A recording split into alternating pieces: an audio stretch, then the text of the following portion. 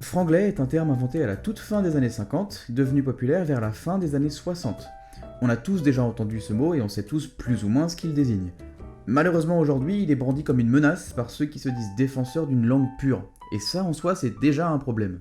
D'abord, qui sont ces gens pour se prétendre les gardiens de la cinquième langue la plus parlée au monde, d'après l'Observatoire de la francophonie, et pourquoi eux et leur vision très subjective du français seraient-ils plus légitimes que n'importe quel autre point de vue? Ensuite, est-il possible que chacune de ces personnes n'emploie jamais les termes week-end, roast beef, t-shirt, jean, parking, tramway et j'en oublie? Et d'ailleurs, même si elles le font, évitent-elles tous les mots du français qui sont empruntés à d'autres langues?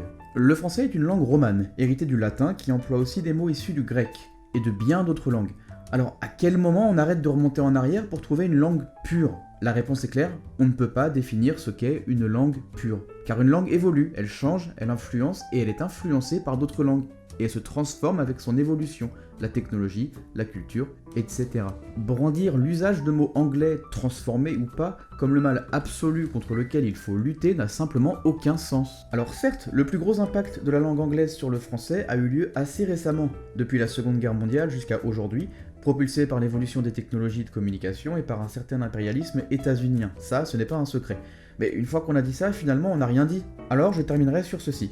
Que vous ne vouliez pas employer de termes issus de l'anglais ou d'une autre langue d'ailleurs, cela vous regarde et vous avez le droit de parler comme vous l'entendez. Mais le reprocher, voire l'interdire aux autres, est un non-sens. Et puis, rappelez-vous que des mots comme budget, marketing, tennis ou encore pédigré sont issus de l'anglais qui les tenait lui-même du français. Alors, dites-vous que les langues et ce qu'elles échangent entre elles, c'est une grande boucle dans laquelle on est tous obligés de vivre. Et ça permet aussi d'avoir un certain avantage dans l'apprentissage d'une nouvelle langue. Par exemple, dans le tout premier paragraphe d'Oliver Twist, de Charles Dickens, c'est près d'un mot sur 4 qui est issu de racines latines. C'est un exemple isolé, certes, mais c'est un avantage non négligeable pour quiconque veut apprendre une langue de pouvoir s'appuyer sur une espèce de base commune. Alors, considérons l'évolution des langues comme un simple avantage et foutons la paix aux gens qui veulent simplement les parler.